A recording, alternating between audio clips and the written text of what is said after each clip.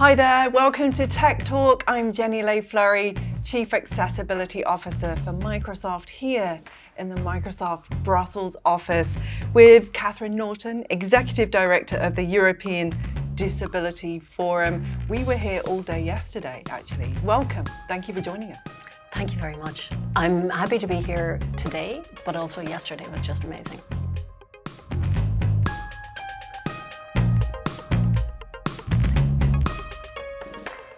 And we were here, we held a joint, well, we were honoured to host it on behalf,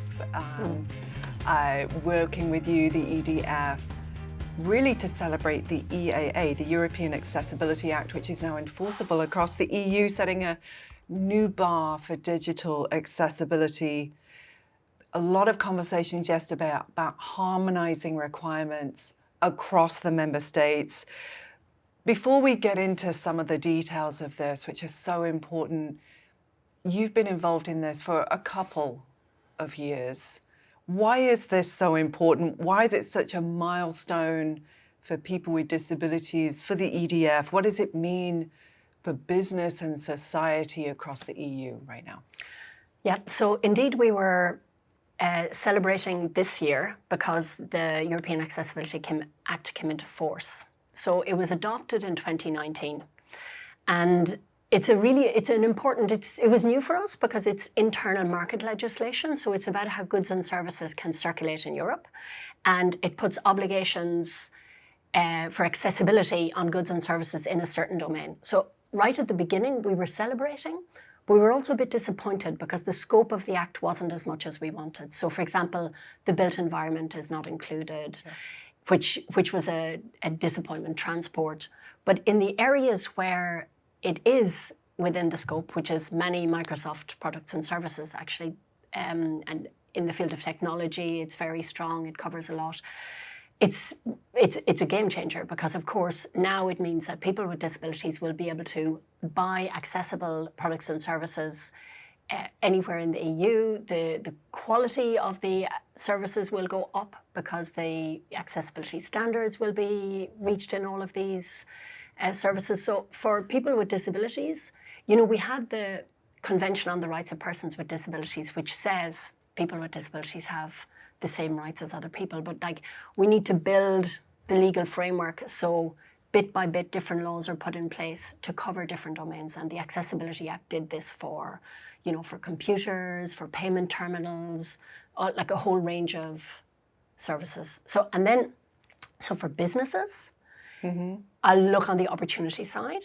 So it's an opportunity to know in every country because the European Accessibility Act, it's covering 27 countries. So you know when you want to sell something in a certain country, what are the accessibility standards needed for that country? You have to follow the Act. It's an opportunity also we know that lots of innovation comes from accessibility. Many of the things that every person when they're watching Netflix uses captions. At the beginning, we thought these were only for people who are hard of hearing. So I think that in general, it will also improve the quality and the innovation of products and services. And how many people with disabilities are there across the European Union?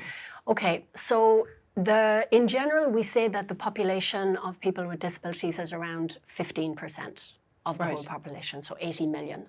But you know that many people use accessible products and services that wouldn't consider themselves people with disabilities. Right. Everyone in an airport, if it's accessible, many people with reduced mobility, you know, families with small kids, many people are using accessible products and services that don't consider themselves. So I think it's a gift to the whole of society. Oh, I love that framing, a gift to the whole of society. So the EAA, enforceable from June 28th of this year, it's had an incredible run-up, 6 years since this came in. And many companies, we were talking amongst a whole lot of us yesterday about how this has been driving innovation. I think you just mentioned one of the best examples of how accessibility can lead to innovation. 50% of people in the US who watch Netflix now watch it with captions. Audible has become just an innovation. And I know, having led the Microsoft approach to the EAA, it's led to new innovation for us, real-time text. And reflow actually has been huge in many of our products. Many consumers coming to those features for the first time and getting really excited and staying. And we can presume in that not just disabled people. What are some of the innovations and advancements that you're seeing coming out through the EAA and the work that's been going on? Oh, that's a great question. So I think the first thing is that accessibility isn't new. It's not new for Microsoft. Nope. You've been working for 30 years on accessibility. Well, not personally. Yeah, but the company has been. The company has. So it's not new. So accessibility isn't new, and many innovations, so there's two sides. Innovations, like even remote control for a television, was made for people with disabilities. Right. And now you'd spend 45 minutes looking for the remote control before you'd go to the television and try and turn it over. So many things were thought to be only for people with disabilities, but then everyone uses them. So there's, telephones, typewriters, all kinds of things. In terms of changes from the EAA, we've noticed a lot more awareness on the part of businesses. Right. So some businesses were already, it was part of their business model for a long time, and they already had commitments. But in many cases, it's very new. So and this coming into force also really raised awareness. So firstly, you'll have companies that never thought of it before. They're maybe a little bit late starting now because, it should have started a while ago. But so a higher level of awareness, there will be all this innovation. There will be hopefully more skills around, more people will get training, there will be more accessible products and services available and professionals who can do that. So I think the real impact we won't see fully yet. I think we don't have a full overview of how the legislation has been transposed nationally and how that's going to work. In many countries, we heard yesterday that there are different authorities responsible in different countries, in some countries numerous authorities. So I think we can see some changes now, and the obligation is there now, but I think it will only be as the years, And I think one of the other things to really understand with the EAA, 27 member states, it's complex. It's a complex regulatory framework. It's still evolving. And with that, you've got ongoing transposition and harmonization, which is really important to us all to make sure that we're able to scale and deliver on this. What is consistent, and why is that consistent interpretation and that conversation, which is happening real time, so critical to realizing this? And you've other challenges in Europe as well, like different languages in different countries, different technologies in use, different players in the economic market. So, and different at national level, different agencies responsible for enforcement, different government departments involved. So I think every country, they will have their challenges, and then looking at it as a business, looking at entry into the EU market, that's also a challenge. And in fact, one of the things that we've been asking for as a disability movement for years is an EU access board, like the access board you have in the US, so a European agency for accessibility, to help in that. So to help with the resourcing, the knowledge sharing, the development and the rollout of standards. And so this is something that we think would help, because we can see that it's complicated at national level in every country for them to invent the wheel themselves. But of course it is important. It's important for people with disabilities. I know if I buy this online from somewhere else that it will be what I need, exactly what I need, and important for businesses as you're selling things in different countries. So we hope that there will be a strong work done at the coordination at the EU level to make sure that harmonized approach is possible. And making sure that however that rising tide all ships float scenario evolves, that it's built with the insights of people with disabilities as we go through, which remains critical. Another big topic right now is, of course, and something near and dear to our hearts, is AI. Yes. And the impact that AI is having. The European Accessibility Act and others are already shaping how AI is going to be rolling out. Yeah. I think one of the big topics in the accessibility world is how do we harness AI for accessibility and assistive technology.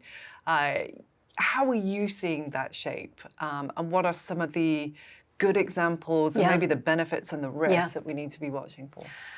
So this is, of course, we had also this topic in our in the summit yesterday, and there's really two sides of it. So if you read, we have a newsletter on AI and disability, and every time I read it, I think it's got a mixture of big risky things happening, like AI models being used to decide on eligibility for social services, which can be very problematic.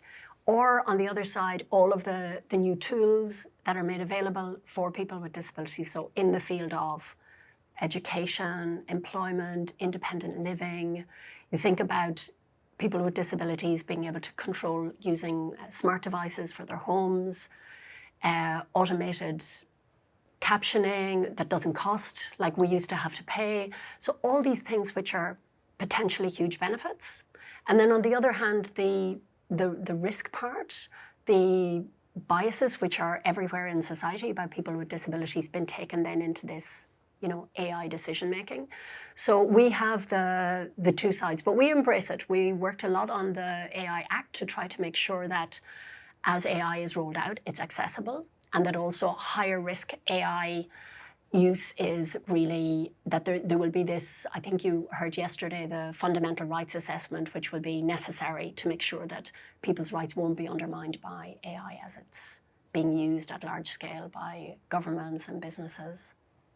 Yeah, it's such a massive topic. Yeah. I think we have a responsibility to make sure that disability is included from the start with AI, that we're including it in our imagery, our videos, in the data that has been harnessed for it, so that we can realize the opportunities.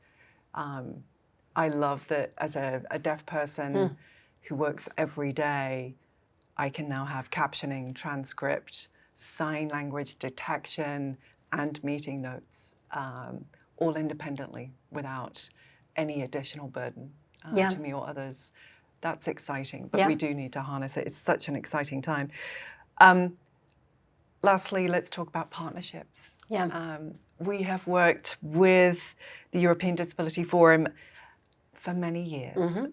We see this partnership as essential to making sure that we stay close to the needs of the community here and across Europe. As we do with every partnership, it's just crucial and vital. What role do you see these partnerships and our partnership having? What role should industry be having as you're thinking about collaborating and influencing policymakers, community, companies, and more? What is the role of partnerships like this? Yeah, so I think this is something that right from before, when we were campaigning for the adoption of the Act, and then during the negotiations, there was a lot of discussion between different partners, and you could feel that there's a different perspective. So I think that it's really important firstly, we heard loads of examples yesterday of what great things happen when they're co-created with people with disabilities, when people with disabilities are creators. Right. So this is something that was a red thread throughout the whole day. But I think this also understanding that we as organizations of persons with disabilities understand how companies are working and their constraints, but companies understand which are the products and services that are most important, what are the barriers that are most important. This is an ongoing dialogue. So like having working groups and bodies which include all of the different stakeholders, having this regular dialogue in whatever structure it takes. There will be a working group at the EU level, national level. I think we need to keep that going because it's not just a once-off conversation. And I think the agencies for enforcement will be important also in this, and of course the regulators, because the regulators and the standardization bodies also will have to follow, because it's not just how the Accessibility Act is going to be working right now, there'll also be new technology in the future that will need to be also in line with the Act. So the process of development, I think, will be continuous. And without everyone around the table, the people who are using the products, the people who are making the products, selling the products, the regulators, the enforcers, it won't be a joined up approach. Is there anything more that industry can or should be doing? Well, I think, honestly, for me, it should be absolutely self-evident that the products and services should be accessible. So Right. that companies act now like it is so difficult to do. You know, remember yesterday, the pirate ship with the blind pirate who was able to shoot skeletons. We had on an target. amazing demo of Yes. Sea of Thieves Yeah. from the Rare studio, Yeah. talking through how they made a pirate ship accessible. How they made a pirate ship accessible and a blind pirate who's able to navigate around the rocks. So where there's a will, there's a way. And I think that creating the will is really important, because you see that we often get this, oh, it's not possible, or it's too difficult, or you wouldn't in this day and age say it's not possible, we're not going to allow women to be able to read that document. So why should it be possible to say it's too difficult? Because we know that in general it's not too difficult. So I think that for businesses to step up and to say we really want to do this, this is the most important thing.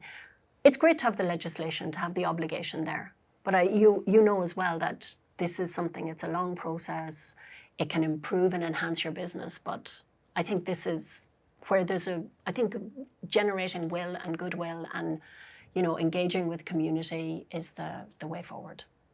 And I really hear in your message how important it is for industry to be leaning in, Yes. to be sharing the good Yeah. examples, to make sure their stuff is Yes. accessible, Yeah. but also sharing how they did Yes. it to help others Yeah. across member Yeah. states. Yeah. That's a responsibility that we can take forward. Catherine Naughton, thank you so much for your time. Thank you for the partnership that we have with EDF, and thank you for everything that you do and have done for how many years? How many years am I alive? No, a 52 long years. time, forever advocate. Thank you so much for being here today. Thanks, Jenny.